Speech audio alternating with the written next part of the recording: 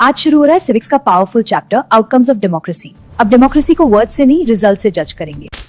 Outcome मतलब final result. Democracy को उसके एक्चुअल रिजल्ट से जज किया जाता है।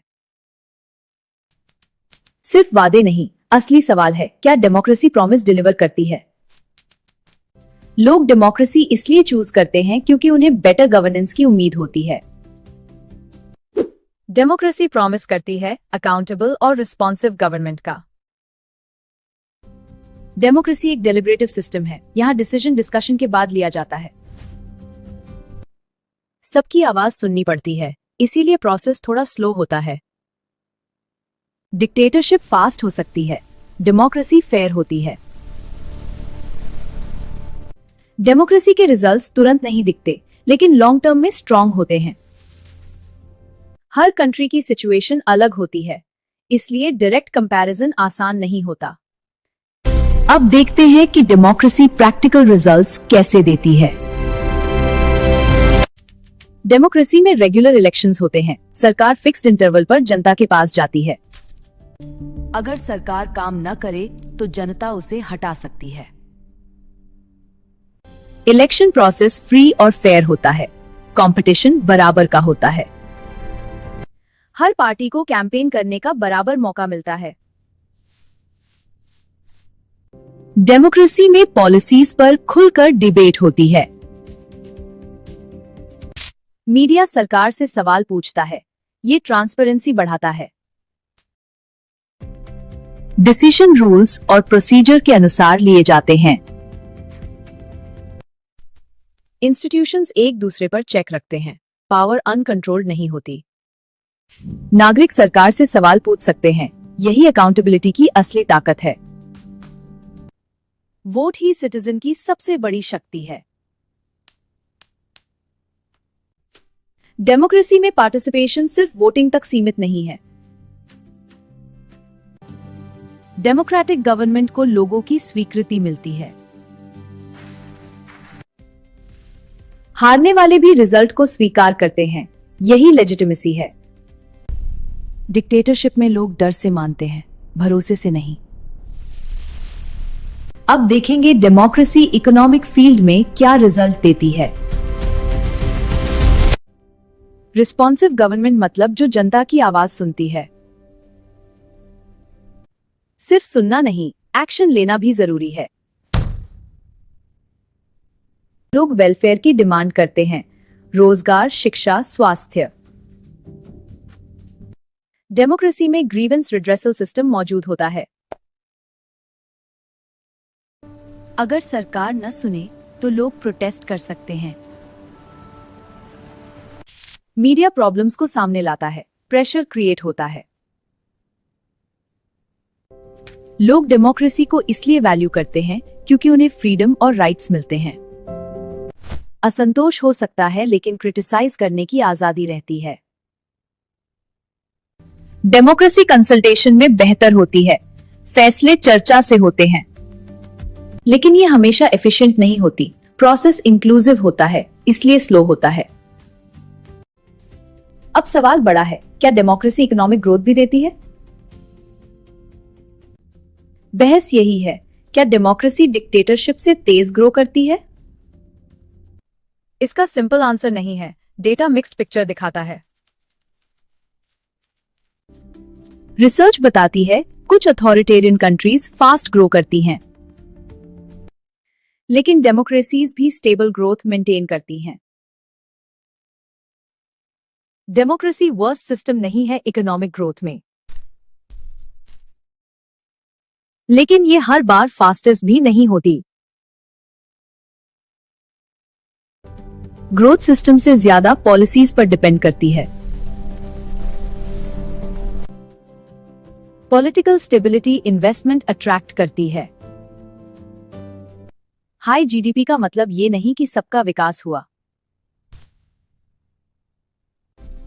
डेवलपमेंट का मतलब है बेहतर जीवन स्तर, शिक्षा और स्वास्थ्य। डेमोक्रेसी में गरीबी कम करने के लिए स्कीम्स चलाई जाती हैं। सरकार वेलफेयर पर खर्च बढ़ा सकती है, लेकिन इनकम इनइक्वालिटी अब भी बड़ी समस्या है। कुछ लोगों के पास ज्यादा वेल्थ कॉन्सेंट्रेट हो जाती है। डेमोक्रेसी ग्रोथ की गारंटी नहीं देती, लेकिन ये फेयर और इंक्लूसिव डेवलपमेंट को सपोर्ट करती है। अब देखेंगे डेमोक्रेसी सोशल इक्वालिटी में क्या फर्क लाती है। डेमोक्रेसी पॉलिटिकल इक्वालिटी देती है, हर व्यक्ति का वोट बराबर है। लेकिन इकोनॉमिक इक्वालिटी अभी भी अधूरी है। अक्सर वेल्थ कुछ लोगों के हाथ में कॉन्सेंट्रेट हो जाती है। अमीर और गरीब के बीच गैप बना रहता है। डेमोक्रेसी के बावजूद गरीबी पूरी तरह खत्म नहीं हुई।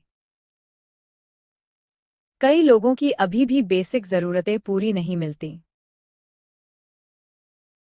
सरकार रीडिस्ट्रीब्यूटिव पॉलिसीज से इनइक्वालिटी कम कर सकती है।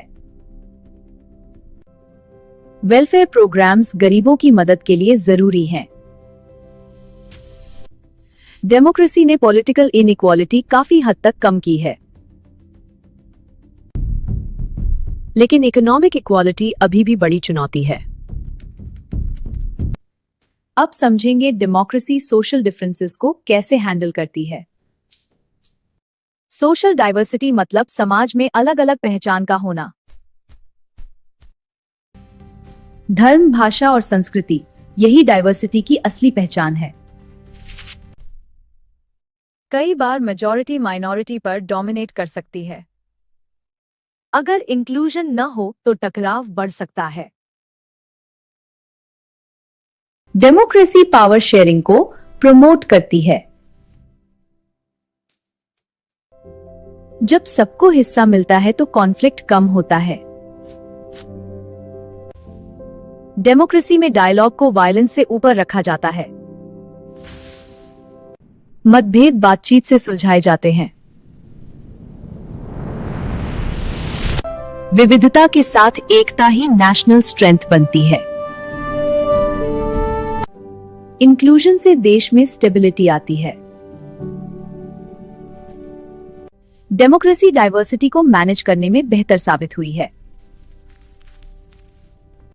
ये सप्रेशन नहीं, सम्मान पर आधारित व्यवस्था है। अब आखिरी सवाल, क्या डेमोक्रेसी इंसान की डिग्निटी बचाती है? डेमोक्रेसी की बुनियाद है हर व्यक्ति का वोट बराबर। अमीर हो या गरीब, पॉलिटिकल पावर सबकी समान। मैं वोट डालता हूं, हमारा वोट बराबर है। हर नागरिक की पॉलिटिकल वैल्यू बराबर मानी जाती है। यह व्यवस्था हर इंसान को सम्मान देती है। लोग खुलकर अपनी बात रख सकते हैं। विचार व्यक्त करने की आजादी डेमोक्रेसी की ताकत है। हर व्यक्ति को अपने बिलीफ चुनने का अधिकार है। महिलाओं को समान अधिकार और कानूनी सुरक्षा मिलती है। माइनॉरिटीज को कानून के तहत संरक्षण दिया जाता है। हर नागरिक को सम्मान के साथ जीने का अधिकार है। कानून सबके ऊपर है, चाहे नेता हो या आम नागरिक। डेमोक्रेसी में कमियां हैं, लेकिन ऑल्टरनेटिव से बेहतर यही है। यह एक परफेक्ट सिस्टम नहीं, लेकिन इंसान की डिग्निटी बचाने का सबसे मजबूत तरीका है।